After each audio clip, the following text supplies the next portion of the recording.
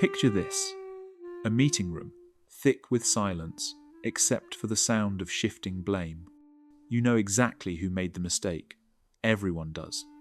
But instead of owning it, they start pointing fingers. It's not my fault.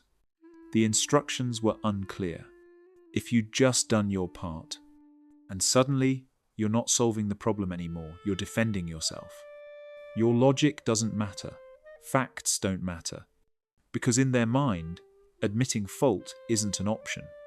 You walk out exhausted, confused, maybe even doubting yourself. Why can't they just say 3 simple words? I was wrong. Why does accountability feel like poison to some people? So dangerous, they'll twist reality itself to avoid it. Today, we're going to peel back that psychology. Not to excuse it, but to understand it. Because once you see what's really hiding behind the blame, you'll never see it the same way again. Let's begin.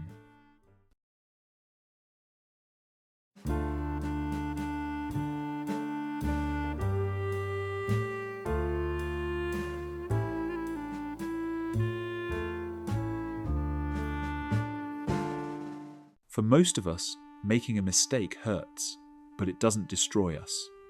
We mess up, we cringe, we apologize, we move on.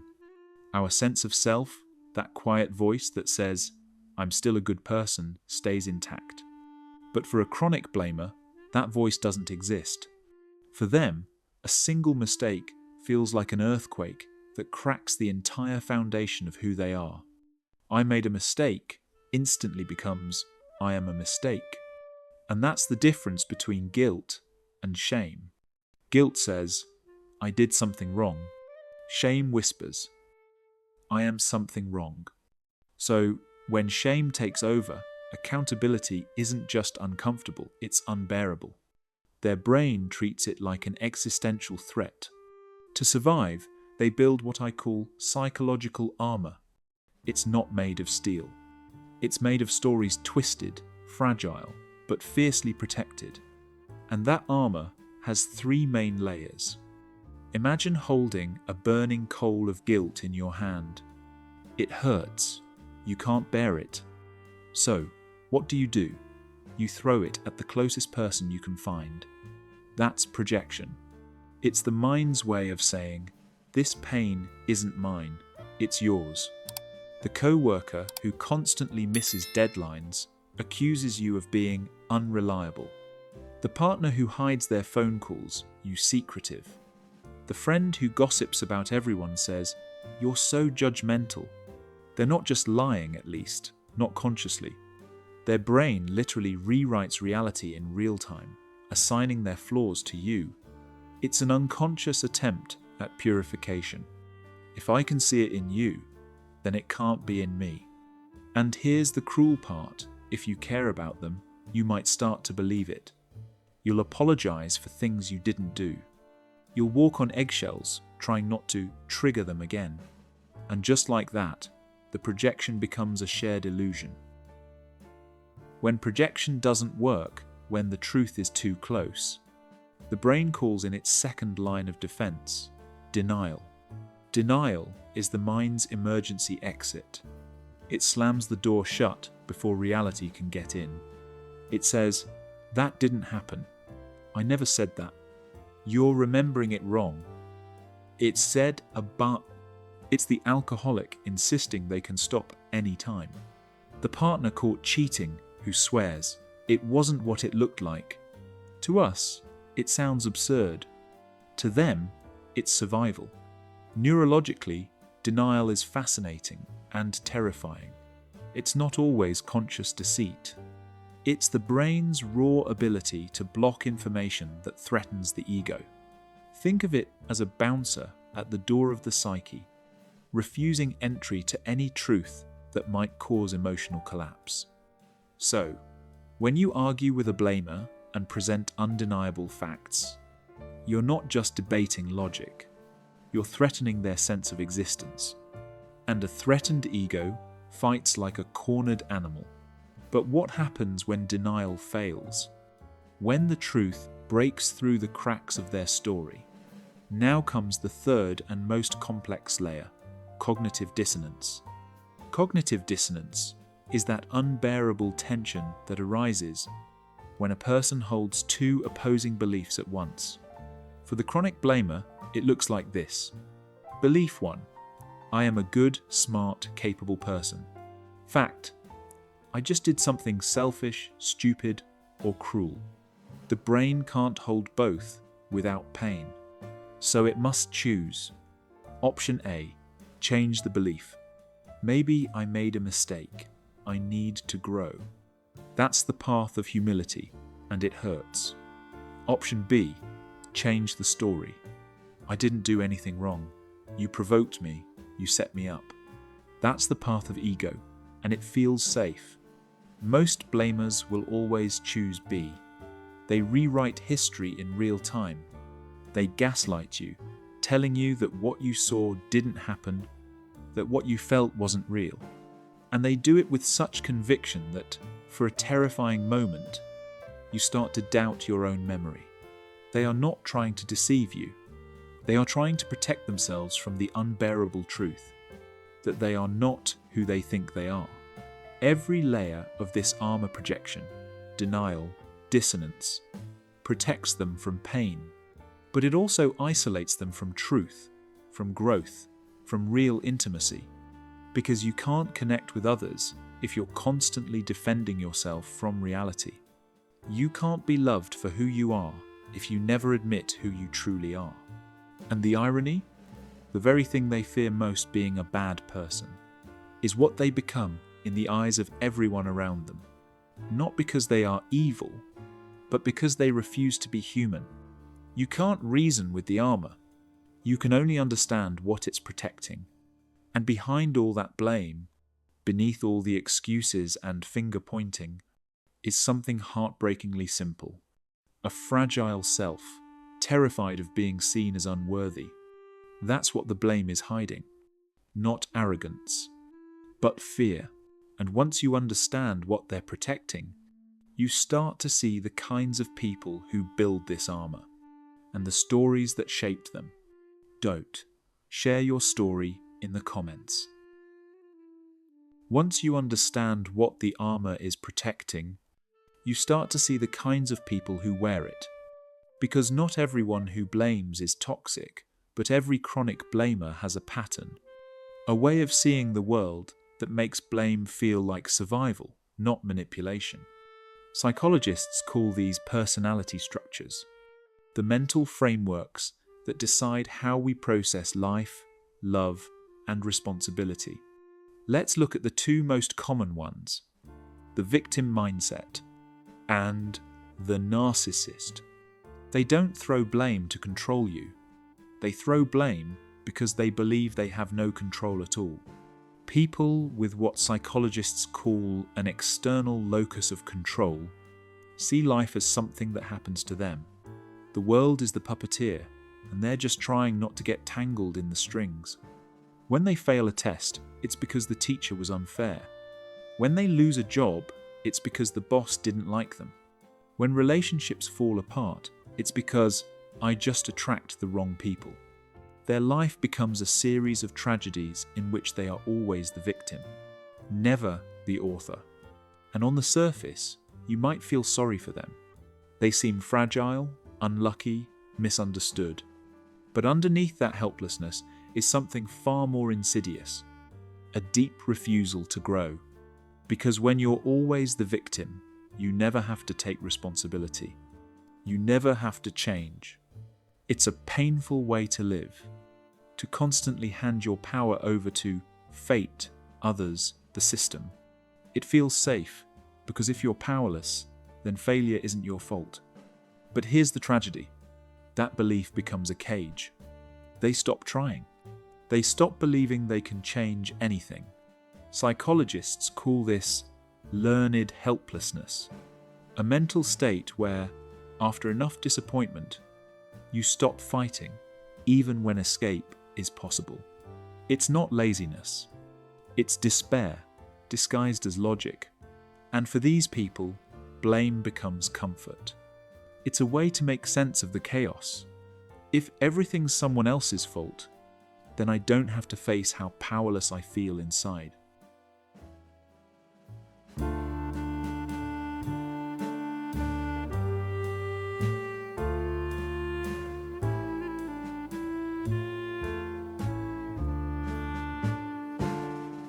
But then, there's the other kind, the one who doesn't feel powerless at all, the one who feels entitled, even godlike. For them, blame isn't a shield, it's a weapon. Meet the narcissist. If the victim says, "It's not my fault because I'm helpless," the narcissist says, "It's not my fault because I'm perfect." Their sense of self depends on a story of superiority. Smartest, most talented, most misunderstood.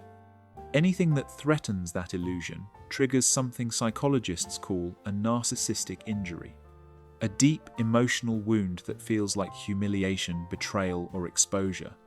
And when that wound is touched, when they make a mistake, when someone challenges them, when the mirror cracks, their response is not guilt, it's rage. A narcissist will do whatever it takes to protect their fragile grandiosity. They will rewrite the entire narrative to ensure that someone else is to blame. If they cheat, it's because you made me feel unwanted. If they yell, it's because you provoked me. If they fail, it's because the world never appreciated my genius. They need a scapegoat, someone to absorb the shame that they cannot bear. And that someone is usually the person closest to them. The partner, the friend, the co-worker who still believes in them. Here's the dark paradox of narcissism. They seem confident, even invincible, but inside, they are brittle. Their entire identity depends on others believing their illusion. That's why they can't admit fault, because doing so would shatter the very image they live for. And yet, beneath the arrogance, there's the same fear as in the victim, the fear of not being enough, the same shame just dressed in gold.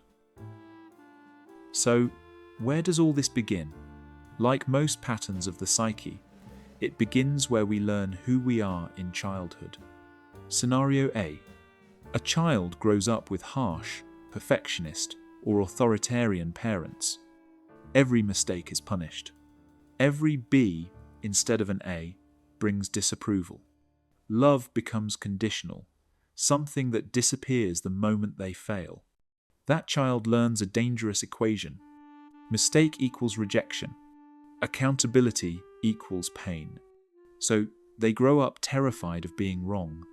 They learn to deflect, to hide, to lie if they must. Because back then, denial meant safety. And they carry that armor into adulthood, mistaking emotional avoidance for strength. Scenario B. The opposite extreme. A child raised by indulgent parents who never say no. Every tantrum is rewarded. Every failure is excused. The parents blame teachers, coaches, friends, anyone but the child. And the child learns, I'm special, I can't be wrong. So, when life inevitably proves them wrong, they don't know how to cope. They lash out, accuse, manipulate, because the alternative is unbearable. Accepting that they're just human. 2 childhoods. 2 paths. 1 destination. Adults who never learned the emotional skill of accountability. One blames because they're afraid. The other blames because they believe they're above fear.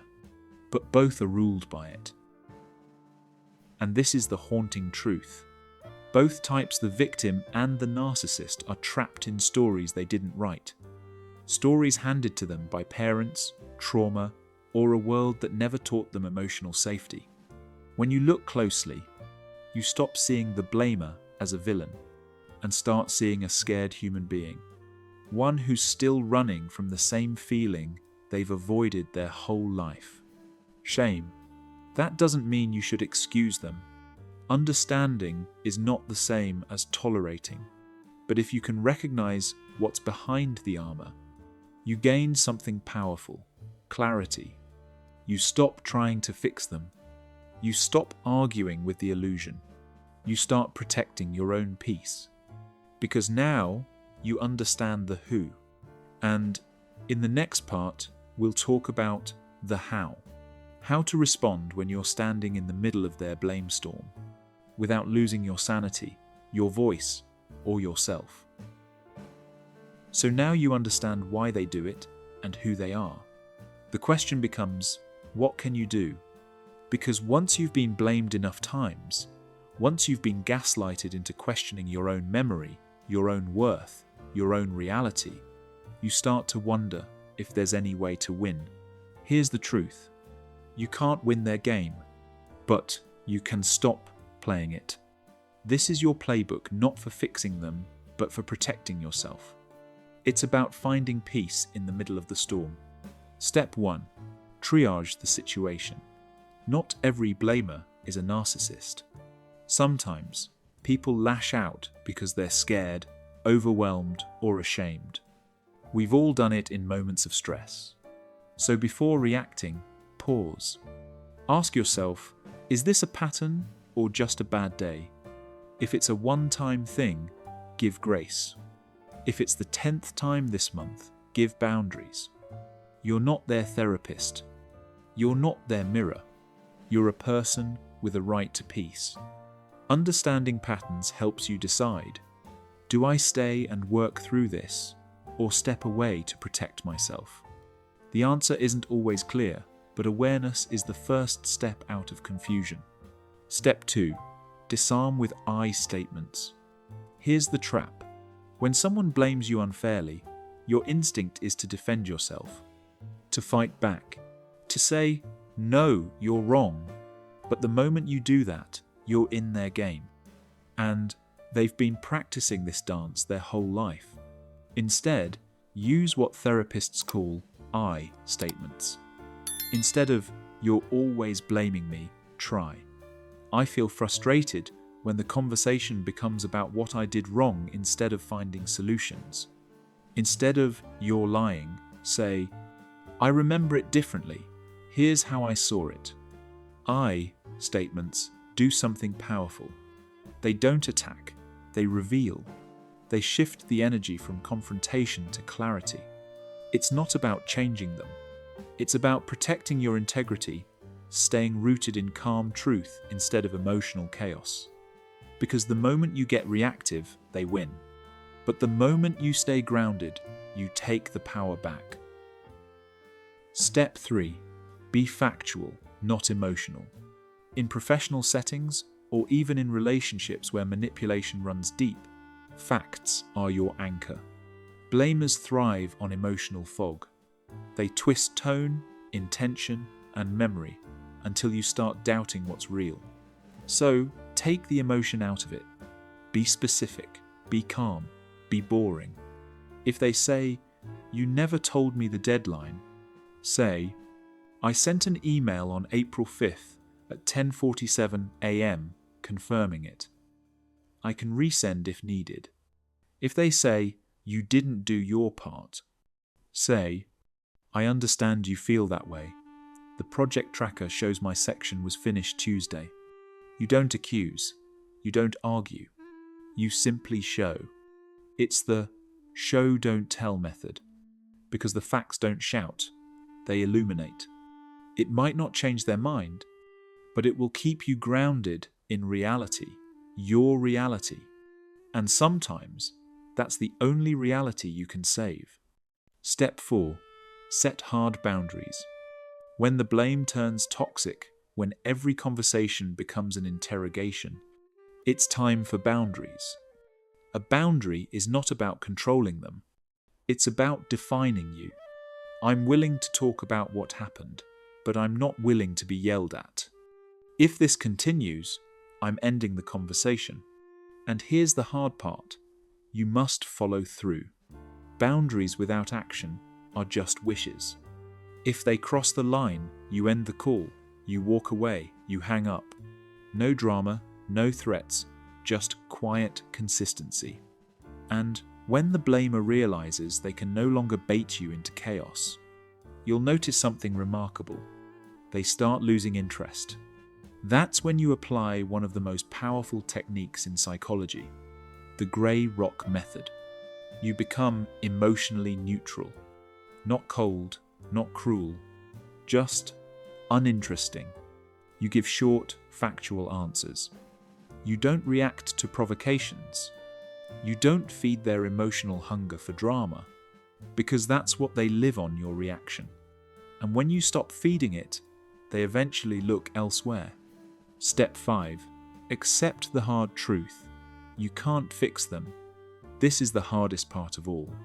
Because deep down, you might hope that if you explain enough, love enough, prove enough, they'll finally understand.